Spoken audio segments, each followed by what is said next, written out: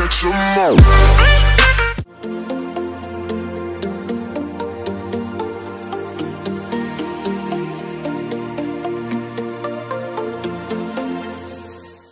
Assalamualaikum warahmatullahi wabarakatuh. Perkenalkan, nama saya Julisa Putri, Prodi Manajemen Dakwah STM Unida, dengan NIM 19050002. Langsung saja, saya akan menjawab soal UTS dengan mata kuliah Sistem Pengendalian Manajemen Dakwah. Soal yang pertama, apa yang dimaksud dengan sistem pengendalian dan manajemen? Yang dimaksud dengan sistem adalah suatu kumpulan atau himpunan dari suatu unsur, komponen, variabel yang terorganisir, saling berinteraksi untuk menjalankan suatu proses perencanaan suatu tujuan. Dan yang dimaksud dengan perencanaan adalah yang upaya sadar sengaja untuk memastikan terorganisirnya tindakan kegiatan mengarah ke tujuan yang diinginkan. Jadi yang dimaksud dengan manajemen dapat diartikan sebagai usaha perencanaan atau koordinasi serta pengaturan sumber daya yang ada untuk mencapai suatu tujuan. Pesannya adalah yang dimaksud dengan sistem pengendalian manajemen adalah suatu proses yang menjamin bahwa sumber-sumber diperoleh dan digunakan dan efektif dan efisien dalam pencapaian tujuan organisasi. Yang kedua, sistem pengendalian manajemen ada 4 elemen. Yang pertama, detektor, asesor, efektor, dan jaringan komunikasi. Jadi, yang dimaksud dengan detektor adalah elemen ini berguna untuk mengatur apa yang sesungguhnya terjadi dalam proses yang sedang dikendalikan. Asesor elemen ini berguna untuk menentukan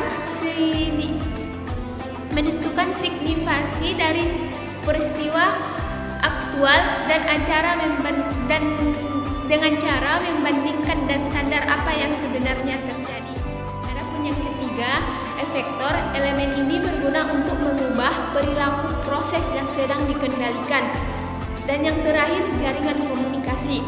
Elemen ini berguna sebagai standar untuk mengalurkan informasi antara elemen-elemen yang ada dan proses yang sedang dikendalikan. Adapun soal yang ketiga, yang dimaksud dengan pusat pertanggungjawaban. Jadi, pusat pertanggungjawaban ialah merupakan organisasi yang dipimpin oleh seorang manajer yang bertanggung jawab terhadap aktivitas yang dilakukan.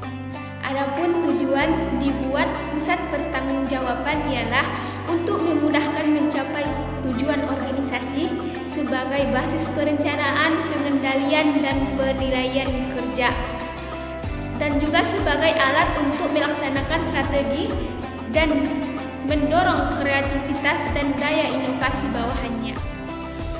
Adapun soal yang keempat, hubungan sistem pengendalian manajemen dengan pekerjaan auditor.